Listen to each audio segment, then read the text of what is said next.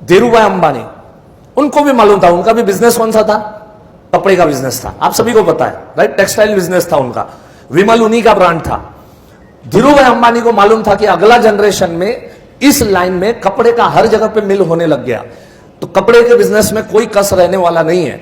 उन्होंने पूरा रिसर्च करके पेट्रोलियम इंडस्ट्री उन्होंने खड़ा किया और उन्होंने जामनगर में 80 किलोमीटर तक फैला हुआ प्रोजेक्ट, आज एशिया का नंबर 1 पेट्रोलियम रिफाइनरी, वर्ल्ड की 4th नंबर की रिफाइनरी उन्होंने इंडिया को दिया।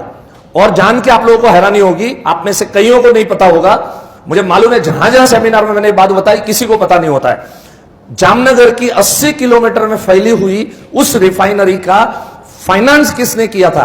जब उनके चार्टर्ड अकाउंटेंट टीम, उनकी फाइनेंस की टीम, जब भी उन्होंने रिपोर्ट दिया कि इतने पैसे, जो पैसे चाहिए मुझे कौन सी बैंक दे सकती है, 40 फाइनेंस की टीम थी चार्टर्ड अकाउंटेंटों के साथ, उन्होंने रिपोर्ट दिया कि इंडिया की सारी बैंक, आप सोचो 80 किलोमीटर का जगह परचेस करना है, खाने का खेल थोड़ी है, बोले ये सारे इंडिया की जितनी बैंक है ये सब बैंक एक हो जाए तो भी आपको इतना पैसा नहीं दे सकते।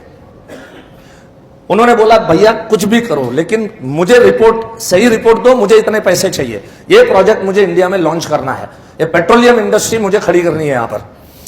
वो लोग वापिस आए 2-4 महीने के बाद रिपोर्ट लेके, और धीरू भाई अंबानी को उन्होंने बोला एक ऑर्गेनाइजेशन है जो ये काम कर सकती है और वो है वर्ल्ड बैंक फाइनेंस।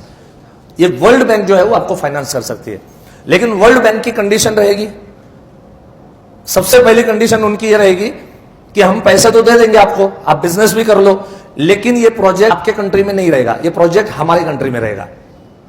धीरू भाई को ये मंजूर नहीं था, वो चाहते थे कि इंडिया में बड़े हुए, इंडिया से आगे बढ़े, तो चाहते थे कि ये रिफाइनरी भी मेरे को सिर्फ इंडिया में ही बनानी है ताकि रोजी रोटी इंडियन लोगों को मिले।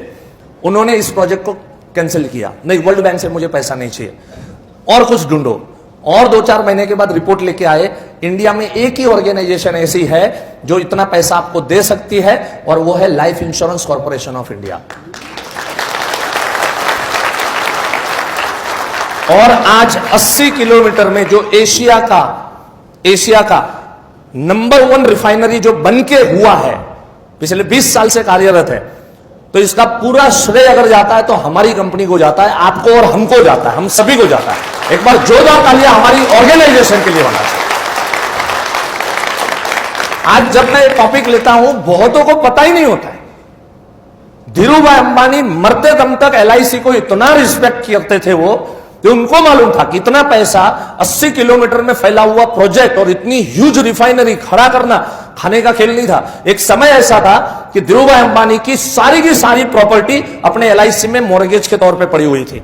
इवन आज भी मुकेश अंबानी के और LIC के जो रिश्ते हैं पार एक्सीलेंट है। मुकेश अंबानी को भी आज अगर पैसे चाहिए, वो सिर्फ और सिर्फ LIC को आवाज करता है कि मुझे इतने पैसों की मेरे को जरूरत है, और LIC उसको फाइनेंस करती है। मतलब LIC ऐसे ही फाइनेंस नहीं करती है कि चलो ये बड़े उद्योगपति है चलो उनको फाइनेंस, उसके हर रूल्स एंड रेगुलेशंस होते हैं फाइनेंस करने के लिए। LIC जब भी फाइनेंस करती है, जिस भी कंपनी को फाइनेंस करती है, हमको हमारे ऑर्गेनाइजेशन के बारे में पता ही नहीं है, तकलीफ ये है। इसलिए ये जब आजकल यूट्यूब पे और सब न्यूसेंस में सुनता हूं LIC चोर है, मेरा खून खौल उठता है।